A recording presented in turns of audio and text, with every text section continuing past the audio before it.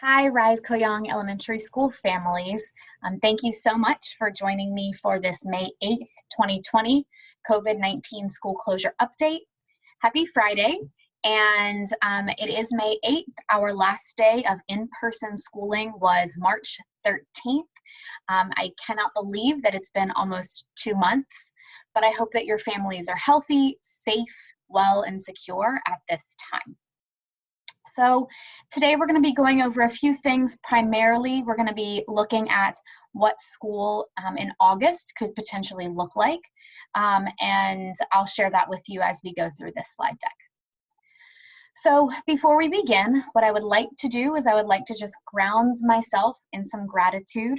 I find that that is always really helpful for me. So first of all, I would like to say thank you to our teachers, our staff, our instructional assistants, Mr. JC, Miss Lee, for just really being amazing during this time. We completely changed what education means on a dime, and they've all really risen to the occasion and have been really excellent during this time. I also would like to thank you for sharing videos, pictures, thank yous, words, phrases to the teachers. What we did is we put those together into a slide deck and we shared them with each teacher so they could, see your students and they could reflect on that and keep it forever. So thank you so much for sharing that and sharing your appreciation. Speaking of teachers, I want to thank each and every single one of you for stepping into this role of teacher right now. I know that you wear lots of hats. You are a parent, a partner, an employee, a cook, a house cleaner, a driver, all of these different things, and yet you still have put on the role of teacher. And our students are doing really well in this time, and I really appreciate it. So currently right now we are standing at a 96% participation rate in distance learning. This is an amazing number. It is higher than the district average, and it's higher than a lot of the surrounding schools. So thank you so much for valuing your child's education, making it a priority, and making sure that your students are logging in and learning during this time. And then finally, I would like to thank all of our families who are serving as essential workers right now. So this could come in many shapes and forms, whether or not you are a medical worker, if you are working at a grocery store providing essential nutrients to our families, if you are working as a delivery person or a post office worker. Thank you so much for ensuring that our basic needs are met and for giving some semblance of normalcy throughout this time. So thank you so much. And in true RKES fashion, we are just going to do a very quick mood meter check-in. So I'd like for you to just self-reflect. How are you feeling on the mood meter today? And for me today, I'm feeling rather content. So I'm in the green. Our students call him Mr. Cool Guy. So I'm feeling like Mr. Cool Guy. I had a chance to interact with the teachers earlier. I saw so many videos from students this week, and it's really just put me in a positive mindset. So I'm feeling green. Remember, if you're feeling blue or red, that is 100% okay. Those feelings are valid, and we want to honor those. And hopefully, with some time and some strategies, you can get to the yellow or the green. So again, we're going to start with school closure updates, and then I'll talk about some upcoming events. I'm not going to talk very much about instructional updates because our distance learning procedures will not change.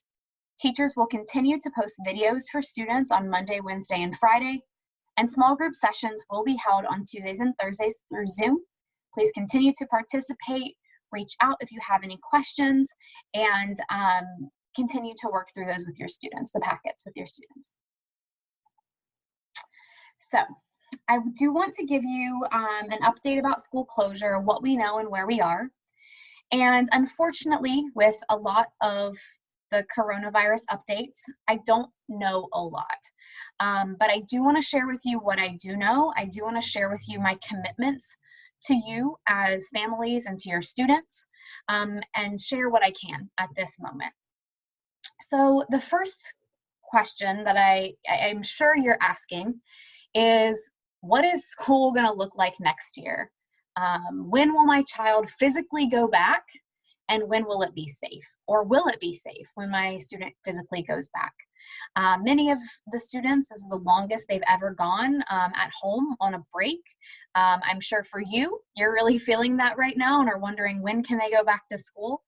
And unfortunately, the short answer is, I really don't know yet.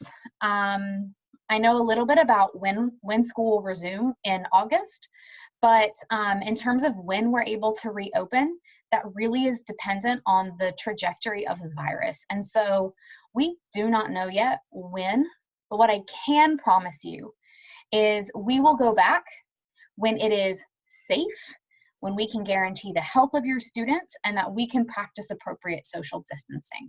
So right now, we are actively working on strategizing and coming up with contingency plans. But again, the health and safety of your student and our staff are our primary concern. So we're really working actively to make sure that we can provide the health and the safety for students when we do physically return to school. So again, like I said, we're actively working on the details. But the reason I don't have a lot of information right now is I have to wait on guidance from the governor, the city, Los Angeles Unified School District, and the Public Health Department.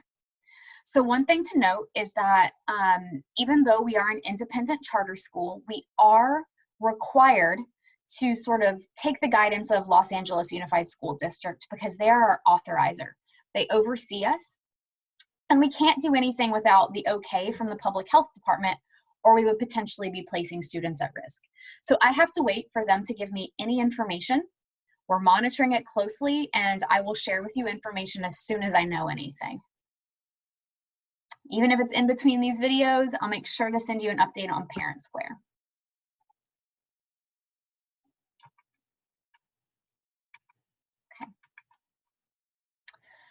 Here are a few things that I do know, and I can tell you with relative certainty. So Los Angeles Unified School District, or LAUSD, announced that their start date for the following year will be August 18th, which is what they had originally planned. So we anticipate right now that Rise Kohyang Elementary School will follow their lead and reopen mid to late August as well. We will not open any sooner than that. So currently our last day of school is June 17th. Students will have a summer break, and then we'll open mid to late August. But no one really knows at this time what reopening will look like. Yes, school is resuming on August 24th, but there are many different ways that could be. We could either be 100% back to normal with, of course, health precautions in place. We could be doing distance learning still, or we could be doing some sort of combination of all of those. We will do what LAUSD is doing, and we will do what the community schools are doing as well to make sure that everyone is safe and we're not risking the health of any of our students or our staff members for that matter.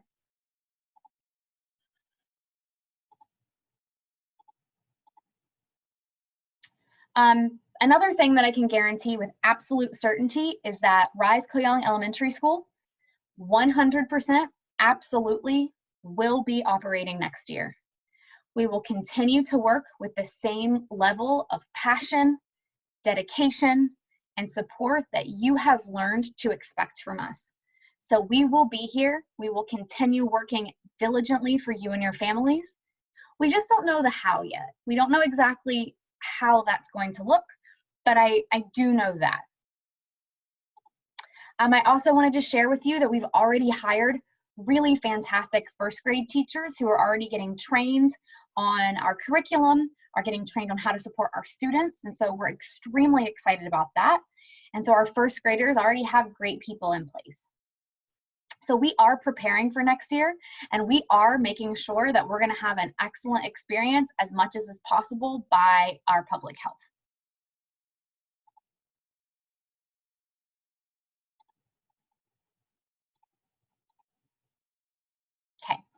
I also know that I've been doing a lot of planning over the last several weeks to prepare for reopening. So I want to share with you some of the things that we're planning, some of the things that I'm thinking about, so that you know what our priorities really are as we're thinking about school reopening.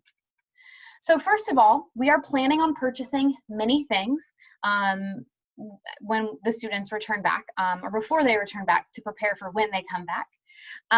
And we've either purchased them or we are planning on purchasing them depending on their availability at the moment. So we are purchasing personal protective equipment or PPE for staff and students. So masks and gloves. Regardless of anything else, we do know that when we physically return to school, we will need this. We're also buying sanitation and deep cleaning supplies. We purchase those and do those and have a procedure anyway, but I'm really making sure that we're having deep cleaning supplies that are safe for students, but then also will kill the virus, and that we have enough of those to do it on a daily basis so that we can continue to keep clean. We're also thinking about hand washing stations potentially, and we will make sure we have enough hand sanitizer for students and staff.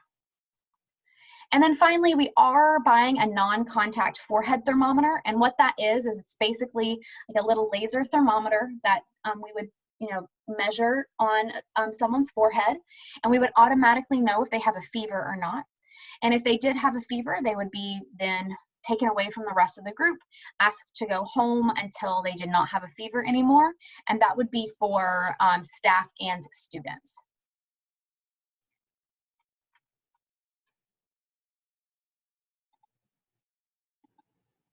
Okay, so those are the things that we know with certainty.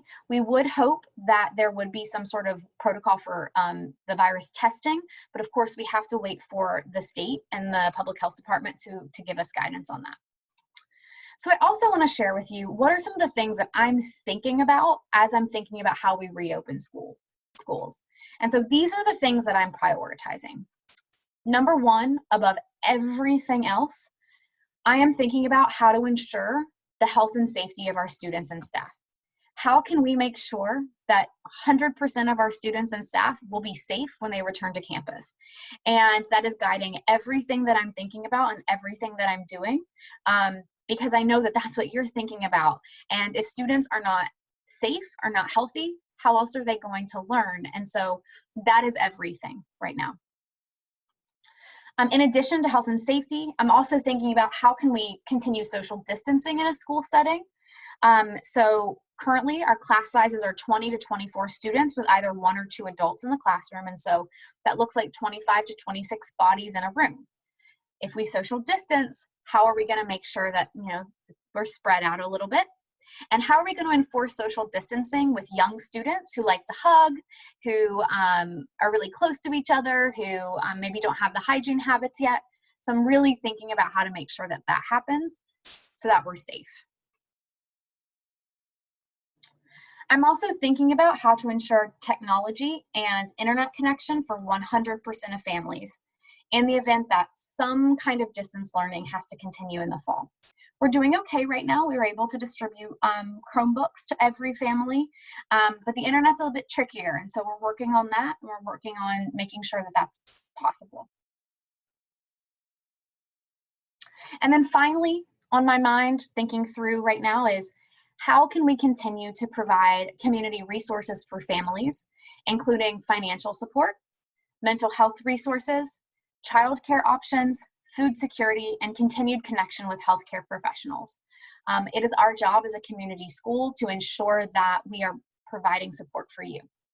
And so even though I don't have exactly the plan yet because we're waiting, I can share that these are the things that are guiding my decisions. Okay. And if nothing else, I just want to again reiterate that we are going to be there. We are going to be there for you, for your families, for your students in the fall, no matter what form that takes. And we are going to continue working to try to do the best that we can and be the best that we possibly can be. If you have any specific questions or concerns, please reach out to me either through email or Parent Square, and I will answer those questions. It might be really helpful to know what you're thinking so that we can bring it into our discussion and make sure we're considering it as we're drafting our plans. Okay. All right. So I would like to talk about this year and some of the upcoming events that we are planning. So we do have a couple more family engagement events that are happening. And in those family engagement events, on Friday, May 29th, we will be doing an Understanding What Your Students Should Know by Fall 2020 for math and social emotional skills. So we talked about reading and writing yesterday. On the 29th, we'll talk about math and SEL. And then on Monday, June 8th, from 1 to 2, we'll talk about preventing summer brain drain. Brain drain is something that happens whenever students are away from the classroom for a while and they forget what they've learned. And so I'll give some strategies to help prevent that. Okay.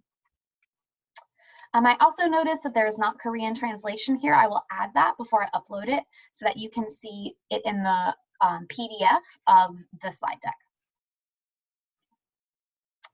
All right, our next packet distribution will be at some point during the week of May 29th or 25th through 29th. We'll update you the exact date and time as we get closer to that. And we are going to ask for this one that you please contact us in advance if you will not be able to pick up due to illness and need the package mailed. We are going to be providing workbooks this time, which are quite thick, and it's going to be a little bit challenging to mail those. So please let us know in advance so we can make plans for those. And otherwise, if you cannot pick up on that date, please still communicate with us and you can pick up with Mr. Goff, the security guard, at a later date. He is there still at the school, and so he can distribute those to you. Another question that families have asked is, how am I supposed to get my students' personal belongings? Maybe in the rush to leave in March, they left a lunchbox or a jacket. We have their extra clothes there that they left at the school. So how can you get those back in June? And we'll do a final drop-off of schoolwork. So the packets that the students are working on, we'll drop those off the last week of school, so May 15th through 17th. And during this time, we'll have all those items out that you can pick up and take with you if you wish to do so at that time. All right. So finally, I will be doing 2 more announcement videos. On May 22nd, I'll be giving an update, and then June 5th. If there are any updates in between those dates, I will share with you via Parent Square or Bright Star Schools will. Ms. Calderon oftentimes posts things as well. And then, as always, if there is anything that you need for anyone in your family, even if they're not a student with us, please reach out and we would be really happy to connect you to resources or provide you with whatever it is that you need.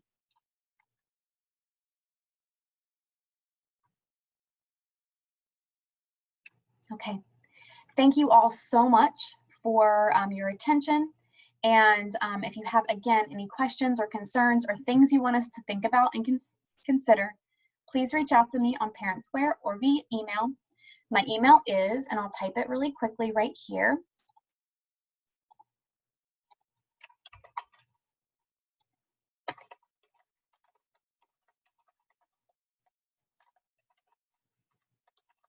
kcurryallen@brightstarschools.org.